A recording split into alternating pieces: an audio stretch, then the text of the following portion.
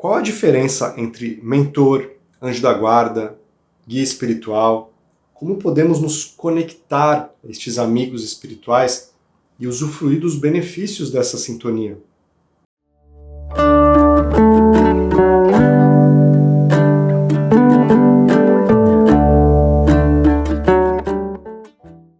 Que bom que você está aqui no canal Estrada Sem Fim. Meu nome é Áureo. Este é mais um vídeo respondendo perguntas que vocês deixam aqui nos comentários. A primeira pergunta de hoje é da Aparecida de Paula e também do Grismar Cardoso Sobrinho. Eles querem saber se mentor e anjo da guarda são a mesma coisa, se nós temos vários ou somente um. Bom, anjo da guarda é um termo que vem da Igreja Católica. No Espiritismo se fala, nos livros de André Luiz, por exemplo, no termo espírito tutelar, mas em outros livros espíritas também a expressão anjo da guarda é aproveitada. Mas enfim, o fato é que muitas fontes apontam nessa mesma direção, de que existe um ser, uma consciência, que é designada para nos acompanhar durante toda a nossa vida. Um ser, apenas um, que tem esta função específica, que para exercê-la precisa fazer cursos, aprender diversas técnicas do mundo espiritual, ter um vínculo conosco, nos conhecer muito bem. Então, geralmente, quase sempre é um espírito que já viveu com você em outras vidas, que construiu um amor muito robusto por você, que te ama demais e está te acompanhando. É um ser que, nos momentos mais difíceis, mais alegres, também em momentos banais, está ali ao seu lado. Não 24 horas, porque ninguém merece, né? Mas, sim, está sempre em sintonia conosco. Utiliza até de aparelhos tecnológicos para saber os momentos em que precisa estar ali ao nosso lado, para nos intuir, para nos mostrar o caminho do bem, para nos consolar, para nos fornecer boas energias, desde que estejamos em condições de receber toda esta ajuda. Este seria o anjo da guarda, o espírito tutelar, outros nomes que devem ter por aí. Agora, o mentor espiritual, vejam, há outros entendimentos, aqui eu estou colocando um deles, mas o mentor espiritual, ou mentores, mentoras, eles já estariam mais ligados a tarefas, a trabalhos. Aí sim você pode ter mais de um, porque, e mesmo anjo da guarda, nada é fixo, rígido no universo. De repente, se o espírito que te acompanha tiver alguma situação emergencial, precisar ir para outra tarefa, precisar reencarnar, ele vai ser substituído. Mas geralmente temos um só que nos acompanha durante toda a vida. Já os mentores, eles podemos fazer uma analogia à figura de um professor, de um orientador. Por exemplo, todos os profissionais de saúde, os médicos, eles têm ali um mentor espiritual que os acompanha, que os intui em suas decisões profissionais, pela importância de um trabalho que pode decidir o destino de uma vida. Muitas outras profissões também têm os seus mentores, alguns coletivos. Na literatura mediúnica encontramos muitos exemplos do trabalho de um mentor. Por exemplo, no livro Iniciação à Viagem Astral, temos um mentor miramês conduzindo um grupo de espíritos, cada um com uma especialidade, em trabalhos de auxílio, amparo espiritual, aqui na nossa dimensão, envolvendo pessoas em projeção astral, durante o sono físico, pessoas que são levadas para auxiliar espíritos em necessidade, para doar suas energias vitais em prol desses espíritos. Então, neste livro, o mentor miramês passa por diversas situações, sendo sempre aquele que orienta, que traz o direcionamento, a ponderação. Esta é a função de um mentor. Um dos mentores também mais conhecidos é o célebre médico desencarnado em 1900, Dr. Bezerra de Menezes, médico que viveu no Rio de Janeiro, foi conhecido como médico dos pobres. Vou deixar na tela final um vídeo sobre a vida do Dr. Bezerra, lá do começo do canal. que acho que vocês vão gostar quem ainda não viu. O Dr. Bezerra hoje é um grande mentor que atua principalmente na região espiritual vinculada ao Brasil. Tem muitos espíritos trabalhando em suas equipes, principalmente em tarefas de cura.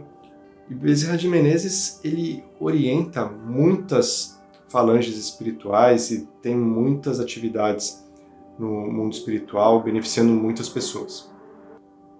Um exemplo de mentora é a irmã veneranda de nosso lar, que é o espírito mais evoluído vinculado ao nosso lar, segundo o livro de Chico Xavier. Veneranda que teve uma encarnação como a grande rainha portuguesa Isabel de Aragão. Não é a rainha Isabel de Castela, que esteve envolvida com episódios tristes da Inquisição. É Isabel de Aragão, que foi uma rainha santa portuguesa, foi canonizada pela Igreja Católica. No mundo espiritual, ela continuou um trabalho nessas lides do bem, e há informações de que ela hoje é uma das grandes responsáveis por toda a obra do Espiritismo no Brasil, por instituições de caridade de toda a Península Ibérica, ela é responsável, e com certeza outras tarefas que nos escapam ao entendimento. Mas vejam, quanto maior a elevação de um espírito, quanto maior a elevação de um mentor, de uma mentora, mais tarefas ele vai conseguindo agrupar, abranger, coordenar. Há mentores que têm milhares de espíritos sob sua responsabilidade. E a gente não consegue nem entender o tamanho desta responsabilidade e ver todas essas pessoas como seus filhos e filhas muito amados. E José Magalhães, ele pergunta: como podemos fazer para sentir a presença do nosso mentor? Quando ele coloca mentor, vamos entender mentor, anjo da guarda, amigos espirituais que nos acompanham, porque nossa família, nós mesmos, nós temos uma grande família espiritual, espíritos que já conviveram muitas vezes, que evoluem em grupos, interagindo, trocando de lugares, espíritos que construíram laços de amor e de afetividade que não são destruídos. O amor liga os seres por toda a eternidade. Então nós temos uma grande família espiritual. E seres que, desencarnados, intercedem por nós, estão sempre tentando nos ajudar, quando obtêm permissão para isso. Mas a pergunta do José é como nos conectar com estes amigos, com o nosso mentor, com o nosso anjo da guarda. E aí é a simplicidade. Não tem uma técnica, não tem algo infalível que se faça, um ritual. Não, é na simplicidade da oração, da meditação, dos momentos de quietude, de solitude.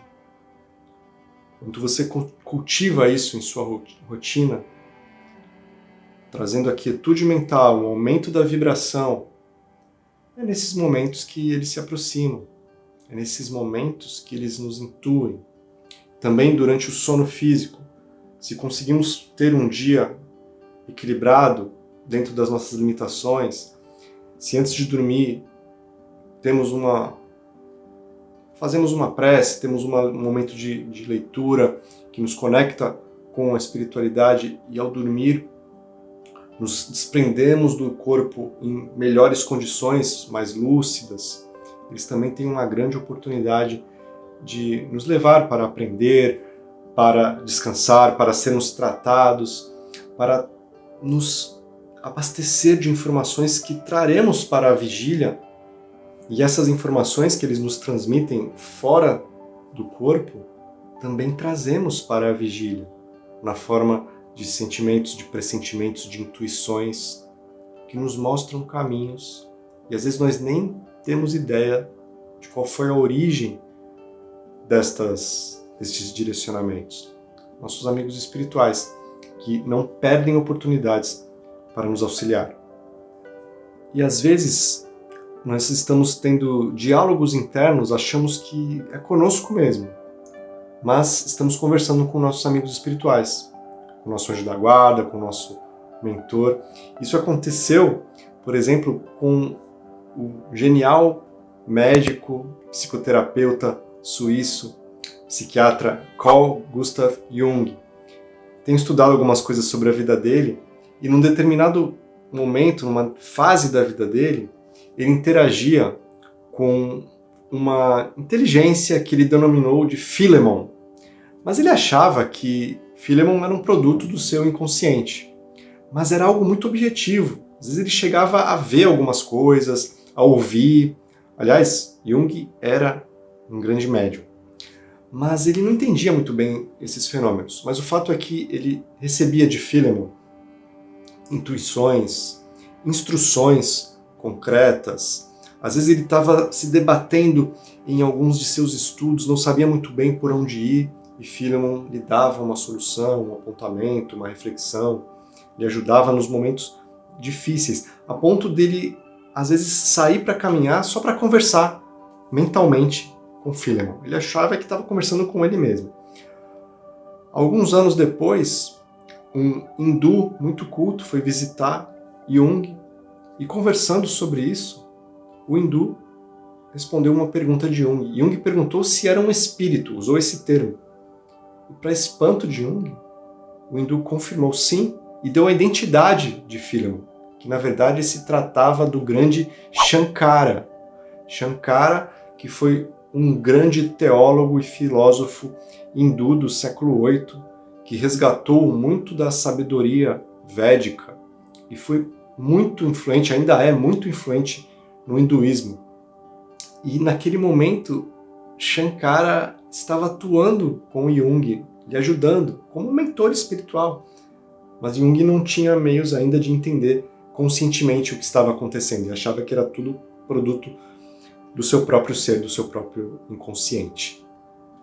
Philemon, ou Shankara, chegou a aparecer para Jung e até em muitos de seus sonhos, o que caracteriza muito bem a atuação desses amigos espirituais. E a Maite de Luca pergunta: fale mais sobre afastamento do mentor espiritual quando a pessoa sai do caminho. Essas pessoas ficam à mercê de que tipo de espírito? Realmente, os mentores espirituais, eles têm muito o que fazer, são muito atarefados, muito interessados no bem da humanidade. Se eles percebem que você não está afim de fazer o trabalho com um mínimo de qualidade, de comprometimento, eles vão procurar outras pessoas que estejam nessa vibe. Já o anjo da guarda, que tem um comprometimento, um vínculo ainda mais estreito com você, que se comprometeu a te acompanhar durante toda a vida, o que pode acontecer é que ele não consiga te acessar por conta da sua própria sintonia. Então, se estamos numa sintonia mais densa, com pensamentos só ligados a coisas materiais, se rompemos qualquer tipo de possibilidade de conexão com o mais alto, não teremos condições de ser atingidos por esses sutis direcionamentos, intuições destes grandes amigos espirituais. Mas eles não se afastam, eles ficam por perto, tentam interceder por nós, às vezes até de forma indireta, por meio de amigos, de livros, de vídeos, de conhecidos, vão colocando coisas no nosso caminho para ver se nos despertam, já que eles não conseguem o acesso direto.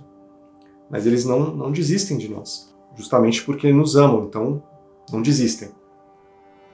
A próxima pergunta é da Kelly Cristina Levantese e também da Kelly Xará, de Campinas, São Paulo. Elas perguntam se os mentores ainda reencarnam ou se já atingiram um máximo grau evolutivo. Sobre máximo grau evolutivo, com certeza são espíritos que já não encarnam há muito tempo. E nós nem sabemos como vivem estes seres. A evolução é infinita. Mas muitos mentores e a maioria dos anjos da guarda, que são espíritos um pouco mais evoluídos do que nós, geralmente, ainda precisam reencarnar, porque são espíritos que fazem parte da nossa história, já viveram muito conosco, ainda vão precisar voltar. O próprio Emmanuel, mentor de Chico Xavier, também provavelmente está reencarnado. Chico Xavier declarou que ele ainda precisaria retornar. Então, há sim muitos desses espíritos que vão precisar retomar novos aprendizados, assim como há mentores espirituais, como o próprio Shankara, provavelmente não precisa mais retornar à Terra, porque já atingiram um patamar evolutivo que o planeta, a encarnação física, já não tem mais o que lhes ensinar. Então eles só reencarnam em caso de uma missão ou algo que se proponham a fazer em benefício de toda a humanidade. Grandes avatares do mundo espiritual que não tinham mais necessidade alguma de se revestirem com um corpo denso como o nosso, fizeram isso por amor e aqui desempenharam tarefas que beneficiaram milhões, bilhões de seres. Então, há mentores que só reencarnam nestas condições, mas não dá para pôr assim como regra. Existe uma variedade no grau evolutivo de anjos da guarda, de mentores, de guias espirituais, mas o coletivo dos espíritos que povoam a Terra, a nossa realidade ainda é uma realidade de espíritos que vão precisar ainda, por um bom tempo, retomar periodicamente os ciclos evolutivos, os ciclos reencarnatórios no mundo físico. A Val Torquia, de Taubaté, São Paulo, pergunta como os mentores escolhem seus pupilos. Geralmente, no caso de anjos da guarda, espíritos tutelares, é por afinidade, por amor, por vivências pretéritas em comum. Já os mentores, que são grandes professores, orientadores, que conduzem determinados tipos de trabalhos no mundo espiritual, eles escolhem os seus pupilos de acordo com o interesse destas pessoas em atuarem nestas frentes que eles tanto prezam. Muitos até são responsáveis pelo desenvolvimento de certos trabalhos no mundo espiritual e também no mundo físico. Então, se você resolve, por exemplo, trabalhar numa frente como resgate de animais, você vai chamar a atenção de inteligências que têm afinidade com isso. E se elas percebem em você um interesse genuíno, um interesse fraterno, em realmente ser útil, elas vão te fazer o possível para te auxiliar de todo jeito. Muitas dessas tarefas nós já nos propomos a fazer antes de reencarnar, então já temos contato com estes mentores antes de aqui chegar, deixamos tudo meio que combinado. Então é assim que as coisas se desenrolam, mas o importante é que estejamos em contato com a nossa essência, o que a gente realmente quer fazer, aquilo com que a gente se sente útil, se sente vivo, que aquece o nosso coração, e a ajuda vai vir com certeza. Sempre que alguém se propõe a fazer algo pelo bem, de forma desinteressada, de forma humilde, quanto maior é a pureza das atitudes, mais atenção, mais ajuda vai chamar no mundo espiritual. E nós, dentro das nossas limitações, mesmo fazendo o bem, às vezes até para se sentir bem, só pelo fato de estarmos agindo em benefício de outros seres, isso já também atrai ajuda no mundo espiritual. Quero te agradecer por ter ficado até aqui neste vídeo de perguntas. Se possível, deixe a sua aqui nos comentários, curta o vídeo, compartilhe com alguém. Vou deixar na tela final um outro vídeo que falo sobre este tema e também sobre propósito de vida. E também vou deixar aquele vídeo que eu falei do Bezerra de Menezes. Você sabia que ele estava reencarnado na época de Cristo? Neste vídeo vou contar essa história. Alegria! Você é um espírito imortal, vivendo num universo sem limites. Um grande abraço, até o próximo vídeo. Tchau!